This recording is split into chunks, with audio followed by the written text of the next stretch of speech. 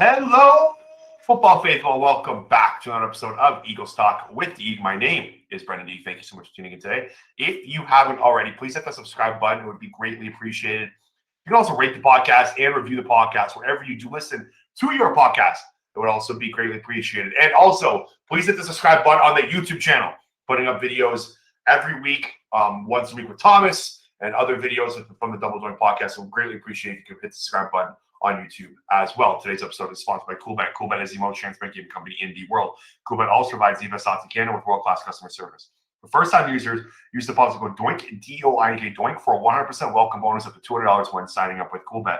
That's code DOINK, D-O-I-N-K, DOINK, and CoolBet will match your first deposit up to $200.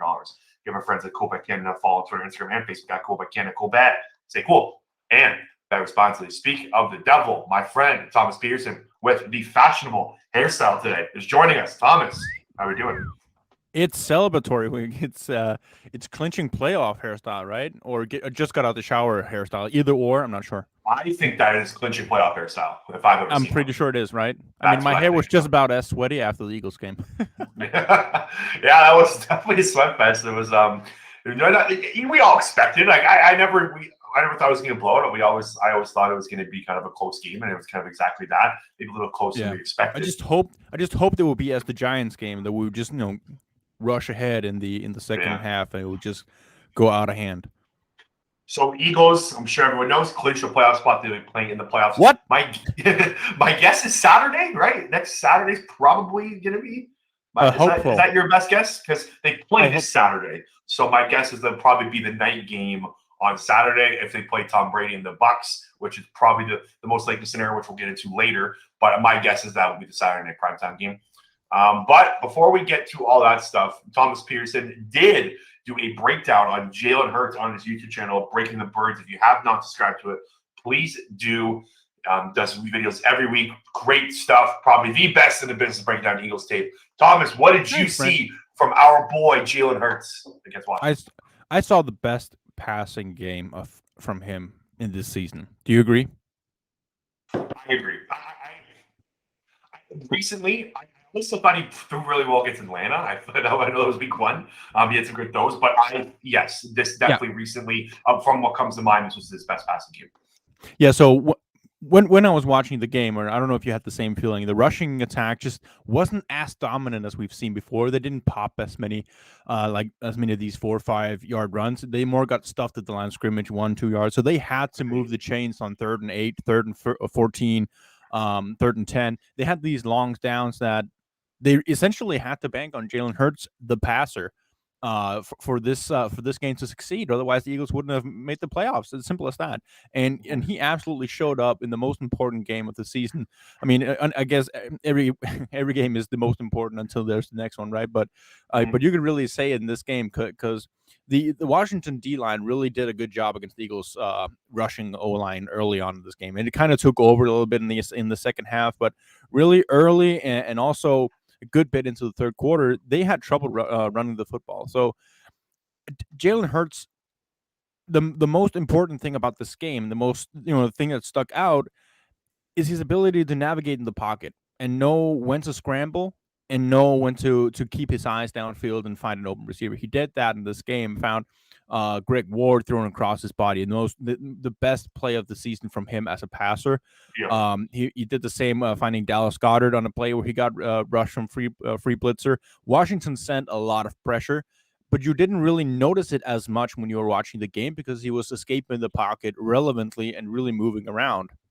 And then, sure, there were plays where there were open guys downfield, and there were opportunity to hit some bigger plays. But on those plays, he got blitzed, and he had to escape the pressure. He couldn't step into throws, and he didn't force it downfield. Instead of or rather than just dodge the pressure, get what you can. There was a play where it looked like Washington were going to play man and send 6, and it looked like we were going to play 4 guys in man coverage and then have a safety deep.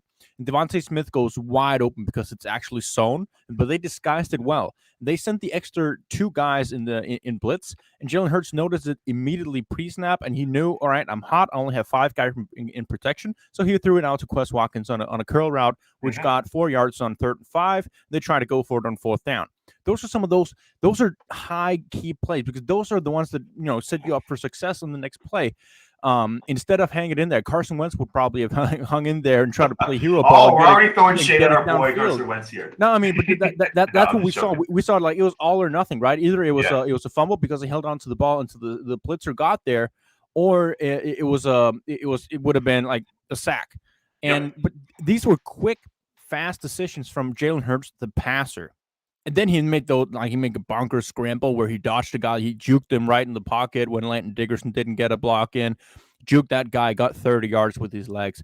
Zone power did a lot of that with Landon Dickerson, Jordan Mailata. Go check out the Jordan Mailata breakdown because there are some beautiful QB powers there. So you quickly on Jordan Mailata? Did you think this was his worst game as a pro? Or no, absolutely not. Year? Absolutely no, really? not. Okay. I thought he struggled. He looked like he struggled in the early game. It looked like he struggled. Let me tell you why. Because on those plays where he's traveling with his guy upfield, he's getting a hand on it as he's done all year. He got his dude 10 yards upfield.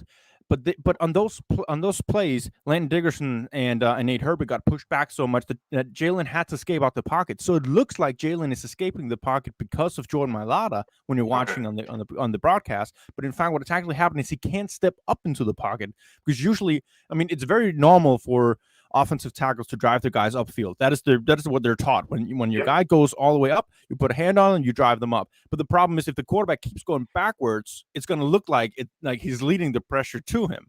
Mm-hmm. If he's stepping up, nobody's going to notice a thing. So it looked like we talked before the podcast. I have not watched Mailata video. Watch your Hurts one before. Like the first few drives, it did look like Mailata was struggling just a little bit. He had two or three plays. Actually, is he like hurt? Is you think he's hurt? Maybe. It wasn't much. I mean, it was maybe. I noticed a theme here in when he was run blocking towards the D line or towards the defensive tackles, mostly Jonathan Allen. He actually struggled. I'll give you that because he got beat like 3 times. So he tried to reach inside. And then Jonathan Allen, who's a very he's an explosive defensive tackle, uses his hands well. Yep. He just abolished that. Yeah. Swim move quick, push pull quick. He's inside there. He made 3 tackles for no gain or a loss because Jordan Mailata kind of extended inwards. And then it's weird because you see him when he's going out for the defensive end, he's taking these small steps, pop, get hand placement, and then drive. But when he's going inside for the defensive tackle, it's more like he's launching inside. So he's more susceptible to getting thrown away by swim move or something like that. He does the same thing when he's pulling, because when he's pulling, he's taking long strides, and then when he's fighting his guy, shimmy down, pop, and then get the block in. Perfect technique. So it was kind of weird to see that those things, and I bet you those are some of the things he's working on. Okay, so Jalen Hurts, again, you said probably one of his best passing games, if not the best passing game of the year. 17-26 for 214 yards. You're right. The run game was not there. Like even from the eye test, and then looking at the box score, Boston Scott only averaged 3.4 yards a carry. Jordan Howard only averaged 2.4 yards a carry. So it's not like the run game was really there to kind of back up Jalen Hurts in this game. And you brought up in just in your explanation about how Hurts made these specific time throws and that were really important. And there's one that stood out to me. You did a great job of breaking it down on the video, and Dan Orlovsky actually broke it down yesterday on Twitter as well. The one to Dallas Goedert on the outside on the far sideline was just a brilliant throw. Like he was getting pressured up the middle, almost got hit, and then he throws he doesn't even get the chance to step into the throw. And he's kind of flat-footed because there's a defender right in his face. But it was a great toss, and it almost made me. Here's a big picture Jalen Hurts take. I think his arm strength's fine. I think the arm strength issues that we had was when he was getting the ball out late earlier this season. Does that make sense? His arm strength looked great in this game. It's because he was getting the ball out on time. I feel like it was a timing issue, not an arm strength issue earlier on in the year. Yeah, I think so too. I mean, he doesn't have that A+ laser accurate arm. But he's got plenty of strength. He can gun it in there, but you're not going to see him make these like Justin Herbert going away. You know what I'm talking about. Yeah, for sure. But he can really you can compensate so much for that with good time and watch Drew Brees is an example.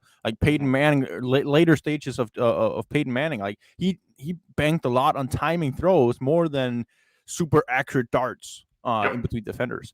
So I mean, and the progress he's shown this season is very encouraging. It should absolutely be something that should be developed moving forward.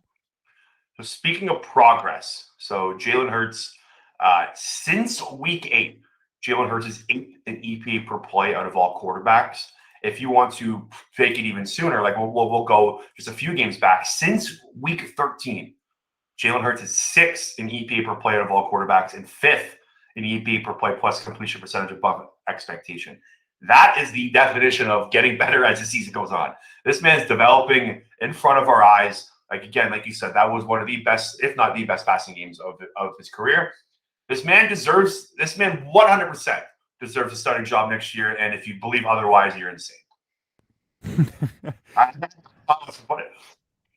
don't believe otherwise. I think he's absolutely shown that he deserves it. I think the guy is.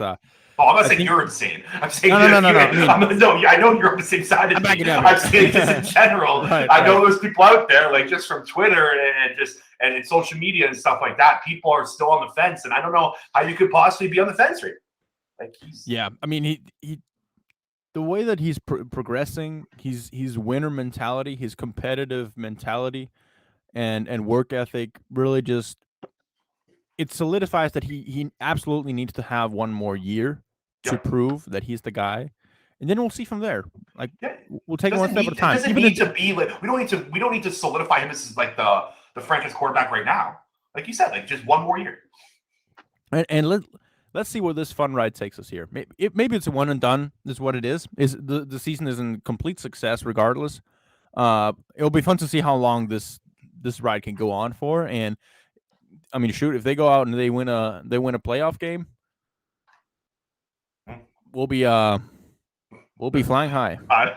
I can already picture that we're going to the Super Bowl tweets flying out if we win a playoff game. What are you wearing for Super Bowl? I can already picture it. What do you want to meet for the parade? Yeah, literally, and I might be doing the same thing. Okay, let's talk big picture here with the Eagles, just in general for the season. It's got to be a full-on success, right? Like, there's no other way to put this. Like, and we don't have to take Week 18 into account. Just this season's over, in my opinion, right now. They're 9-7. The Week 18 doesn't matter for this team. This season has been they've overachieved. They have 9 wins. I don't think many people predicted them to have 9 wins. Vegas predicted them. Sportsbooks had them at 6.5 wins. So they have 2.5 more wins than other sportsbooks predicted. This season is an undenying success. Yeah, I agree. And just just interesting point you brought up. I know you tweeted this out earlier in the week that Eagles should absolutely be sitting all their starters for the game against the Cowboys, and the season is basically all right now. Well, I 100% I know where you're coming from, and I know what your point is. I also think there's a case to be made. I'm not saying they should do this or not. This is just me thinking out loud. There's a case to be made that this season is about evaluating talent. It's about progress of the team. It is seeing, the whole point of getting into the playoffs is so we can see Jalen Hurts play a playoff game. Agree? Correct. Right. So the whole point of getting into the playoffs is that you're playing really good teams. You're playing the teams that have made it to the playoffs naturally. So when you're going against the Cowboys on Saturday, who for some reason already went out and say, we're playing all of our starters, we're playing to win. You could also say as Nick Sirianni, all right, now you're riding a 4-game win streak. You have a team that it could possibly the 3 seed, 4 seed, even up to the 2 seed if they win and everything falls in their favor. You have one of the best teams in the NFC right now on a 4-game win streak with a chance to get into the playoffs at 10-7 with momentum. And if you could beat Dallas playing all their starters going into a wild card game, how much would that do for your confidence in the quarterback, the evaluation of your quarterback? I mean, what do you not get of that game that you would get in a wild card game? We're just calling it wild card. We're calling it playoffs. But the team you're playing in the Cowboys is one of the best teams in the NFC. Let's face it, they have one of the best rosters. So you can go out there, play competitive. Like if they were playing all the backups, don't do it because you wouldn't be able to evaluate anything. Well, it actually looks like the Cowboys might be playing some backups here. Tyron Smith just went on the COVID list today. Michael Parsons on the COVID list. Michael Parsons is out, so he's not. So he's 100% not playing. So we'll see how Dallas roster goes. I hear your point, and I actually do think there's a legit argument, and I'm sure they've had conversations in the building about it. Because I've always been the guy that I've always been on the fence of sit your starters no matter what. I have a flashback, and I actually just double checked it this morning just to confirm. I remember in 2009, the Patriots were a very good team. They started their players in Week 17, the last week of the season, and Wes Welker tore his ACL going into the playoffs. And I remember it was such a big deal. And I always just have that memory in my mind because Wes Welker was such an important player for the Patriots, that playoff run. Like, again, that was 13 years ago, but that stuck with me. And I've always just thought, do your best to avoid a Wes Welker torn ACL in Week 17, if that makes sense. Like, the Eagles, it totally makes sense. But also, I think that is a very logical and 100% rational what you should do if your season is about winning the Super Bowl. If you think you can go to the Super Bowl and win it, if that is your ambition and that is your expectation, then you sit your starters and you rest the hell out of anyone who has any, could be major losses and you don't have any backups behind them heading into the postseason. But if you're like, I think a lot of Eagles fans are right now saying, I'm fine with one and done. Win one game, I'm fine. That is a complete success. We want to evaluate. We want to see what's going on. This is one of your free chances to do it in a game where you don't have to win this game. I mean, this is not. There's nothing at stake here. So if you get out, you get sloppy. If there's like minor injuries, fuck it, just call everyone back and go backups. We'll skate this game. But you have some chance. I mean, a quarter maybe. Like if that's what it takes. I actually think what I think is going to happen. As I think the starters are probably going to play maybe half a quarter, 1 or 2 drives. Like I think Devonta Smith probably plays a quarter. I think some offensive linemen maybe play a quarter, defensive line. That's okay. That's fine. If you want to get in a groove, I actually think that's okay. Get them in a rhythm. It's just this, and what you're saying makes sense so that you want to see them develop and stuff, but it's already been 17 weeks, right? Like if you can't, I don't think they're going to take much from a game against Dallas in Week 18 that they wouldn't have already taken away from in the first 17 weeks. And this game means absolutely nothing to them going into the playoffs. Like it literally doesn't. There's a scenario where they can lose and get the 6th seed. There's a better scenario where they lose, get the 6th seed, than if they win and get the 6th seed. I know it doesn't make it. I'm still trying to wrap my head around all these playoff scenarios. It's crazy. Like it's very clogged up. But like I don't think there is any benefit to it. But again, like you're right. Like there's 2 sides of this argument. It would kill me to see. Like we just missed an injury with fucking Jalen Hurts almost getting taken out by the railing. You know, like the last thing is we need another one like that. And also, I have watched that video 10,000 times. I can't stop watching it. It's one of my favorite videos of all time. Especially when you see it in slow motion from some of the angles of the guys who are standing right on top of it, and you're looking down, and you just see that little like slow motion. He like looks to the side and skips, and like it's awesome. Like Heisman move. It's the way he's just so calm and collected. Like I don't know. It's one of my favorite. Like there's a lot of good Eagle fan videos out there. Like the guy running into the subway station. The guy doing the invincible chant on the news in the tailgate. Like there's so many good ones. Eagles fans have footage forever. This is probably in my top 3. Like I've watched it that many times. It's hilarious. Also, but like thank God you just get to trash Washington while you're doing it. So yeah, exactly.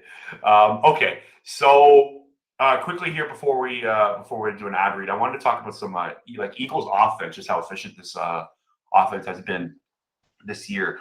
So since week 8, Thomas, the Eagles are 5th in EPA per play on offense and 4th in EPA per play on defense. They have been a top 5 unit in efficiency since week 8. That's pretty spectacular. Yeah. I don't know what you had me with the offense, and then you showed out the defense. Like, what the hell? Well, they played well. Just the quarterbacks they played have been awful. Like, I think we talked about that last week. Like the quarterbacks they played, just haven't been there. But this team has been extremely well coached, extremely efficient since we came. So what you're saying is when they don't give up 80+% completion for the opposing team, then you're doing all right. That's kind of what I'm saying. Damn. Basically. You just don't play Patrick Mahomes and Derek Carr every week. Derek Carr completed over 90% in that game. But hey, the season turned around basically ever since that week. Okay, this episode is sponsored by Manscaped. Cheers to 2022 and resolutions you can actually keep. How about having clean and shiny balls all year round? Our sponsors at Manscaped are here to save your balls this year and make the ball drop into 2022 the cleanest and sexiest ever. Set your New Year's resolution with good intentions and join the 4 million men worldwide who trust Manscaped. With our exclusive offer, go to manscaped.com and use code DOINK, D-O-I-N-K, DOINK for 20% off and free shipping. It's new year, new me with the global layers and below the waist grooming. This year, take your package to the next level with the Performance Package 4.0 and brand new Ultra Premium Body Wash. Inside the Performance Package 4.0, you'll find their signature Lawnmower 4.0. This electric trimmer is designed to trim hair on loose skin.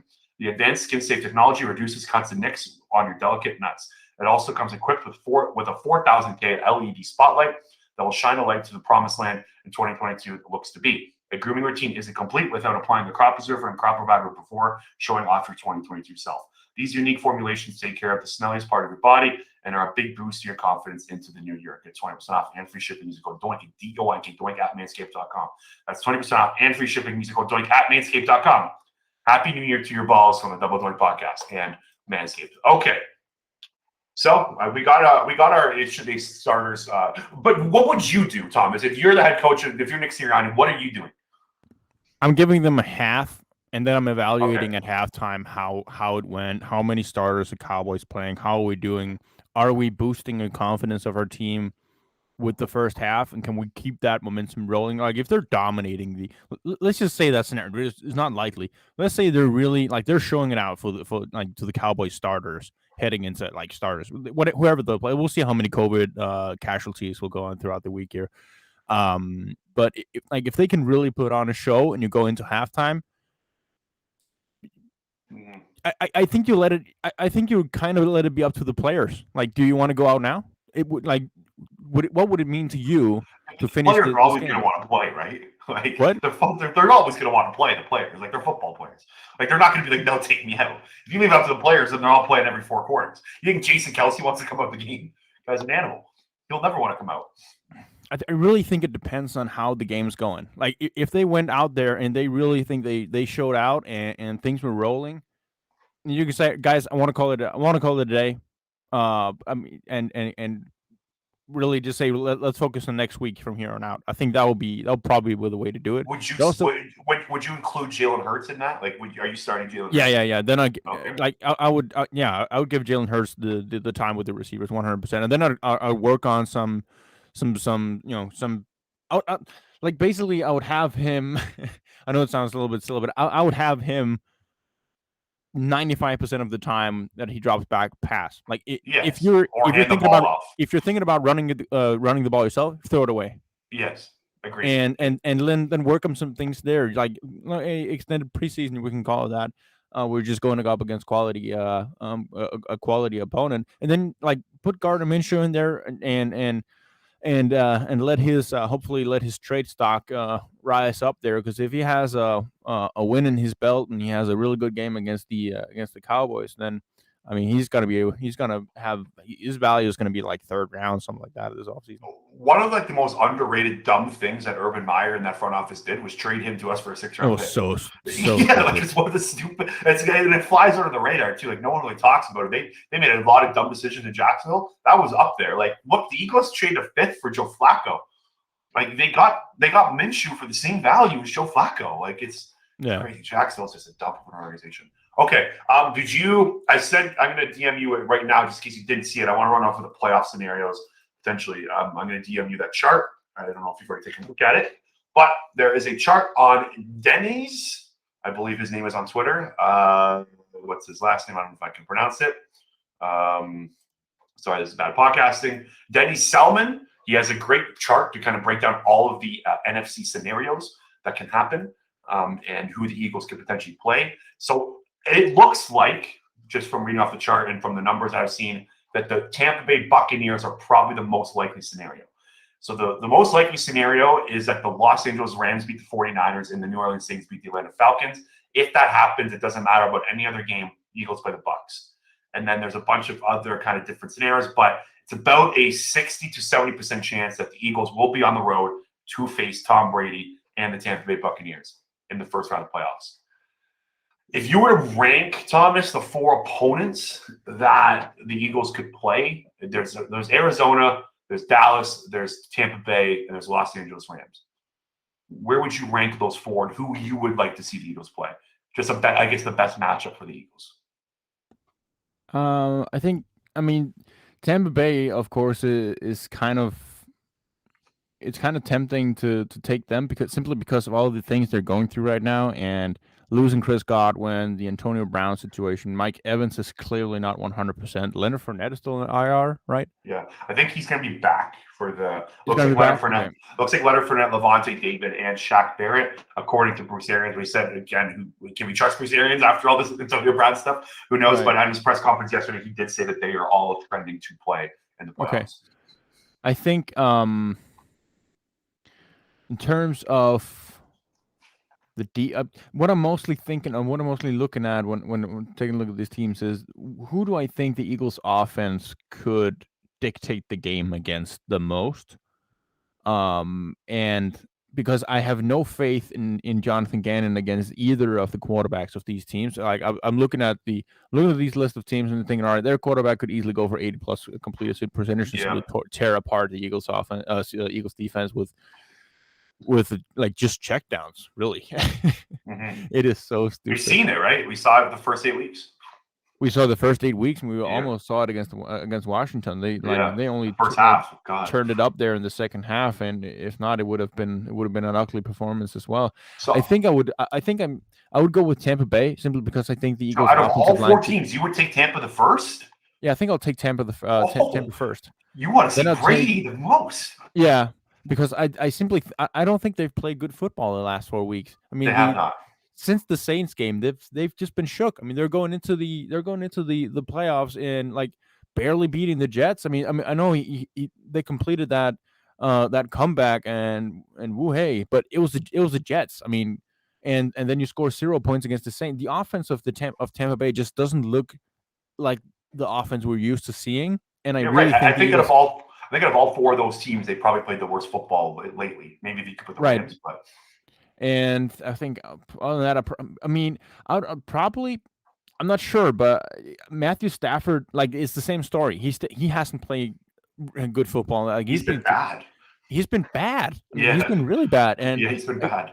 Again, I think the Eagles' offensive line can handle Aaron Donald. I mean, they're one of the few offensive lines that I think can actually handle him, or at least scheme around it. But I guess those are the 2 offenses that I think the Eagles can contain the most. I do not believe that Eagles would have any faith. Like Dallas would scare me straight up. Dallas is the team I would least like to play. Yeah, I think because I really think Kellen has the Eagles defense number. I mean, he always dials up so many good offensive plans when they're playing the Eagles. He just knows what they're doing. You're right. You're 100% correct there. And the same like Kyler Murray against the Eagles, I think he would just run wild. Okay, so you have Tampa. So from Tampa 1, so from Rams 2. Then Arizona 3 and Dallas 4. Okay, that's interesting. That's kind of I agree with you with the Tampa Bay take. Like, they're not playing good football lately. Just the Tom Brady factor freaks me out. Like, I don't want to see Tom Brady in the playoffs. Like, I'm an idiot for questioning him. I know that. like he threw up 505 yards against us in the Super Bowl 4 years ago, and we still won. The Eagles still won. Like, you know what I mean? Like, he's such a good quarterback. He's a guy I don't want to see. You're 100% right, though. They're playing the worst football out of all the teams. Now, the only right question, Brennan, if it is the Bucks, do you start your backup quarterback? Gardner Minshew comes in and beats Tom Brady. I think Brady would retire after Nick that. Foles, Gardner Minshew. Yeah.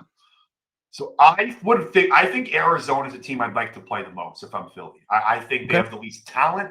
The Kyler Murray factor is scary, but I think they can keep him contained.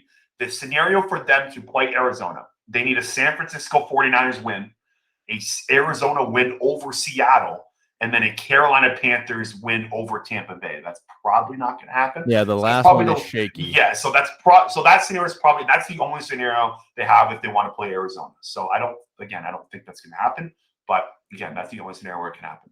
So, and then I would take the Rams. I think the Rams are the second most team I'd like to play the most. Matthew Stafford is playing awful football lately. He threw 4 interceptions 2 weeks ago against the Vikings. That was one of the worst quarterback games he's played all year. He did not play well last week as well. There's something just off with him right now. And the Rams is somewhat a likely scenario. It's not like the most likely, but it is possible. If the Eagles want to play the Rams, they need a Eagles win over Dallas, a 49ers win over the Rams, a Seattle Seahawks win over Arizona, and then a Carolina win over Tampa Bay. So again, probably not very likely, but it can happen. Then Dallas, Tampa Bay would be my next team. I would take Tampa over Dallas. I know that sounds crazy, but I think Dallas had, like you said, Kellen Moore's got this defense's number. I feel like Dak Prescott and that receiving unit would shred it. The secondary, I'm scared to play Dallas. I know it sucks. It would be really cool to see him play Dallas in the first round. Like, you'd have all, of course, the rivalry and stuff. I feel like they would be the team I'd like to play the least. And if they were to play Dallas, they would have to get a Dallas win over us, 49ers win, a Seahawks win, and a Carolina Panthers win. Yeah, that's not happening. So those are the only other 3 scenarios where they don't play the Tampa Bay. That is not happening. So Dallas is not beating us on Saturday. Boom! Shutting it down right away. Eh? So there's some playoff scenarios for you. I did the best I could to break it down. Those 3 that I just said, those have to happen to play the teams that we talked about. Any other scenario happens, we're going to Tampa. Yeah. You did a good job, Brent. Even I can sort of figure this out now.